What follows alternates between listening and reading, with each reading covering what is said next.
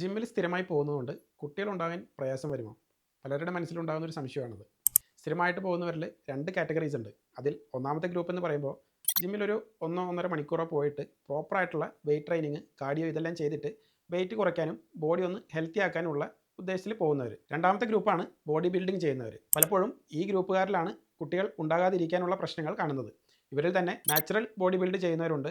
Anabolic steroids ഉപയോഗിക്കാതെ protein, creatine supplements മാത്രം ഉപയോഗിച്ച് ബോഡി ബിൽഡിംഗ് കൊണ്ടുപോകുന്നവരുണ്ട്. ഇവർക്ക് ഫെർട്ടിലിറ്റി സംബന്ധമായിട്ടുള്ള പ്രശ്നങ്ങൾ വരാനുള്ള റിസ്ക് വളരെ കുറവാണ്. പക്ഷേ അനബോളിക് സ്റ്റിറോയിഡ്സ് എടുക്കുന്നവർ, for example deca, trenbolone, TRT, ഡീബോൾ, ഇതെല്ലാം എക്സോജനസ് സ്റ്റിറോയിഡ്സ് ആണ്. ഇത് ബോഡിയിലേക്ക് ഇഞ്ചെക്ട് ചെയ്യുമ്പോൾ അവരുടെ ഹൈപ്പോതലാമോ പിറ്റ്യൂട്ടറി ഗോണഡൽ ആക്സിസ് എന്ന് പറയുന്ന ഒരു സിസ്റ്റം ബോഡിയിലെ hormone regulation, sexual development, sperm production ഇതെല്ലാം കൺട്രോൾ ചെയ്യുന്ന ഈ സിസ്റ്റം ഡിസ്റ്റർബ് ആവുകയും കൂടെ സ്വന്തം ബോഡിയിൽ നാച്ചുറലായിട്ട് ഉണ്ടാകേണ്ട ഹോർമോൺ പ്രൊഡക്ഷൻ സ്റ്റോപ്പ് ആവുകയും ചെയ്യുന്നു. ഇങ്ങനെ സംഭവിച്ചാൽ സ്പേം കുറയുന്നതിനും ചിലപ്പോൾ ഒട്ടും ബീജങ്ങളില്ലാത്ത കണ്ടീഷനായിട്ടുള്ള അസൂസ്പേമിയ ഉണ്ടാകാൻ വരെ ചാൻസസ് ഉണ്ട്. ഇതുപോലെ ഈ സ്റ്റിറോയിഡ്സ് യൂസ് ചെയ്യുന്നവർ അത് നിർത്തിക്കഴിഞ്ഞാലും 1 വർഷമെങ്കിലും എടുക്കും ബോഡി നാച്ചുറലായിട്ട് ടെസ്റ്റോസ്റ്റിറോൺ പ്രൊഡക്ഷൻ ചെയ്ത് തുടങ്ങാനായിട്ട്. കൂടാതെ ഒരുപാട് വർഷങ്ങൾ നിർത്താതെ ഉപയോഗിക്കുന്നവർ പലപ്പോഴും ഇറിവേഴ്സിബിൾ ആയിട്ടുള്ള പ്രശ്നങ്ങളും കാണപ്പെടാറുണ്ട്.